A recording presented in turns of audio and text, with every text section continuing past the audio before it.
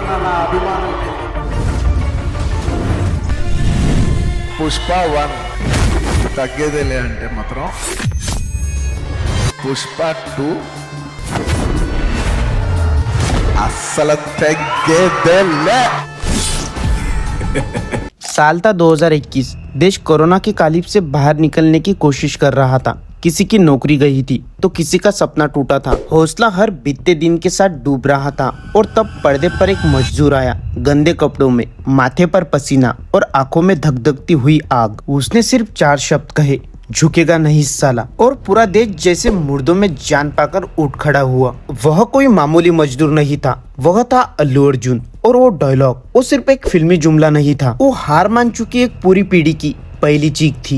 दोस्तों, आज हम किसी फिल्मी सितारे की बात नहीं करेंगे, आज हम बात करेंगे एक घटना की, एक ऐसे इंसान की जिसने भाषा की दीवार तोड़ी, जाति की सरहदें लांगी और उत्तर दक्षिण के बीच की उस गहरी खाई को पाट दिया। इस वीडियो में हम समझेंगे कि आखिर क्यों अल्लू अर्जुन सिर्फ एक एक्टर नहीं बल्कि एक इमोशन बन गए हैं। मैं वादा करता हूँ अगले 10 मिनट में अल्लू अर्जुन को देखने की आपकी नजर बदल जाएगी। तैयार हो? चलिए शुरू करते हैं।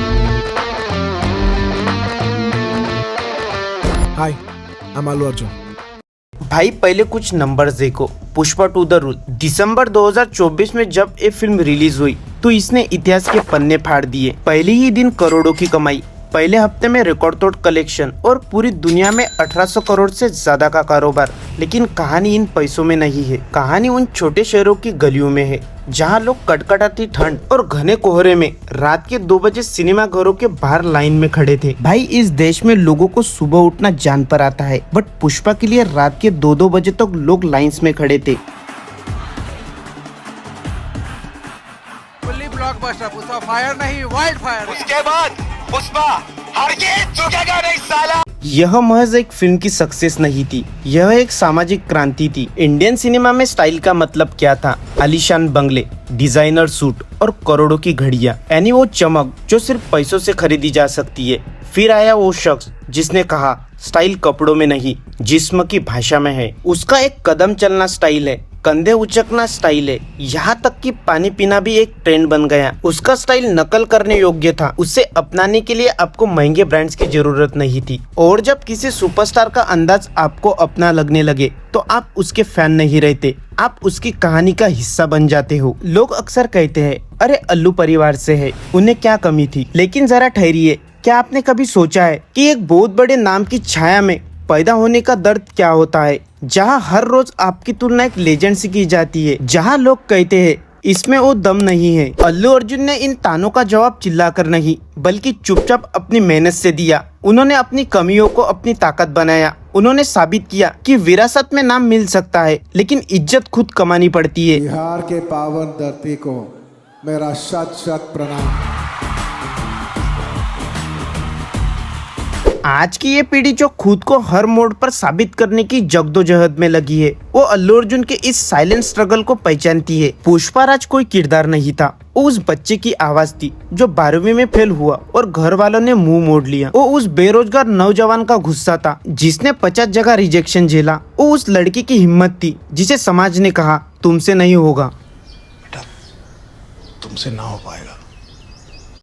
जब पुष्पा राज ने कहा झुकेगा नहीं साला, तो करोड़ों दबे हुए अरमानों की मिट्टी थी जो हवा में लहराई थी। इसलिए लोग सिनेमा घरों में रोए क्योंकि उन्हें पर्दे पर कोई सुपरस्टार नहीं बल्कि अपना खुद का चेहरा नजर आ रहा था। लेकिन दोस्तों, असली लड़ाई अभी बाकी थी। साउथ सिनेमा के इतिहास में एक ऐसा अनकहा सच था जो कई दशकों से चला आ रहा था। आज तक कभी भी किसी तेलुगु एक्टर को बेस्ट एक्टर का नेशनल फिल्म अवार्ड नहीं मिला था। एनटीआर यानी नार चिरंजीवी से लेकर महेश बाबू और प्रभास तक साउथ के बड़े से बड़े सुरमाए, लेकिन दिल्ली के उस सबसे बड़े मंच पर बेस्ट एक्टर की ट्रॉफी पर कोई तेलुगु नाम नहीं लिखवा पाया था। यह एक ऐसा अधूरा सपना था जिसे पूरी इंडस्ट्री सालों से देख रही थी। और फिर आया साल 2023, जब नेशनल अवार्ड्स की घोषणा हुई तो पूरे देश के कान खड़े हो गए। इतिहास ने खुद को बदला था। अल्लू अर्जुन ने पुष्पा द राइज के लिए भारत के सर्वश्रेष्ठ अभिनेता का पुरस्कार अपने नाम कर लिया था। यह सिर्फ अल्लू अर्जुन की व्यक्तिगत जीत नहीं थी, यह उस पूरी भाषा और उस पूरी सिनेमा इंडस्ट्री की जीत थी जिसे कभी उत्तर भारत में केवल साउथ की डब फिल्में कहकर मजाक उड़ाया जाता था। जब पुष्पा ने उस ट्रॉफी को अपने हाथों में उठाया तो उन्होंने उन सभी आलोचकों के मुंह पर ताला लगा दिया जो कभी उन्हें सिर्फ एक डांसर या एक कमर्शियल हीरो समझते थे।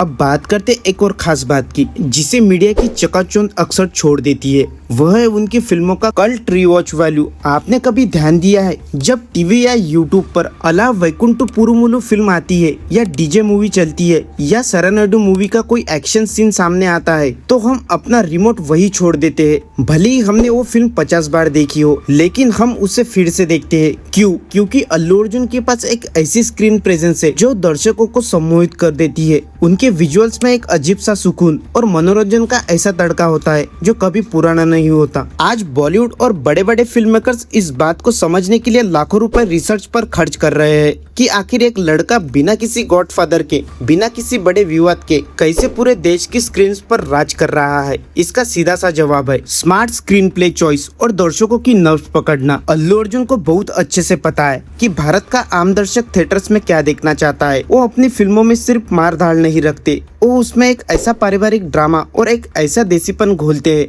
जिसे आप अपनी पूरी फैमिली के साथ बैठकर एंजॉय कर सके। यही वो वजह है कि उनकी फिल्में सिर्फ एक बार थिएटर्स में नहीं चलती बल्कि वो सालों साल हमारे घरों के टीवी पर और हमारे यूट्यूब के रिकमेंडेशन में जिंदा रहती है। वो एक ऐसे एक्टर बन चुके हैं जिनकी फिल्मों की एक्सपायरी डेट ही नहीं है। यूपी का लड़का तेलुगु डायलॉग बोल रहा है, बिहार की शादियों में श्रीवल्ली बज रहा है। क्या आपने कभी सोचा था कि एक भाषा का अंतर इतना बौना हो जाएगा? पैन इंडिया शब्द के मशहूर होने से बहुत पहले अल्लू अर्जुन ने यह सरहद पार कर ली थी क्योंकि भावनाओं की कोई भाषा नहीं होती। आज का युवा बॉर्डर्स में नहीं, वाइब्स और एनर्जी में यकीन रखता है और बन्नी की एनर्जी वो हिंदुस्तान के हर कोने की धड़कन है। डांस दो तरह के होते हैं, एक वो जिसे देखकर आप वाह वाह करते हैं और दूसरा वो जिसे देखकर आपके पैर खुद पे खुद थिरकने लगते हैं। अल्लू अर्जुन का डांस रॉ है, वो गलियों का है, वो आपका है जिसे डांस का डी नहीं पता, वो भी जब कंधे झुकाकर चलता है तो खुद की बन्नी महसूस करता है। यही तो जादू है। आज के दौर में स्टार्स एक पीआर मशीन की तरह चलते हैं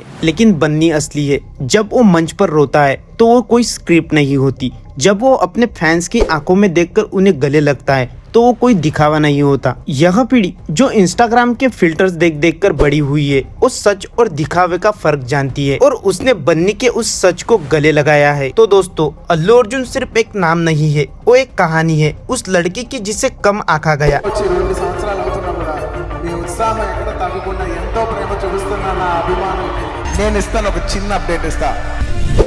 लेकिन जिसने शोर मचाने की बजाय अपने काम से दुनिया को खामोश कर दिया, आज वो हर उस भारतीय युवा का प्रतीक है जिसकी जेब भले ही खाली हो पर जिसके सपने आसमान छूते हैं। बन्नी आपको याद दिलाता है कि आप झुकने के लिए नहीं बल्कि दुनिया को अपनी आग दिखाने के लिए पैदा हुए हैं।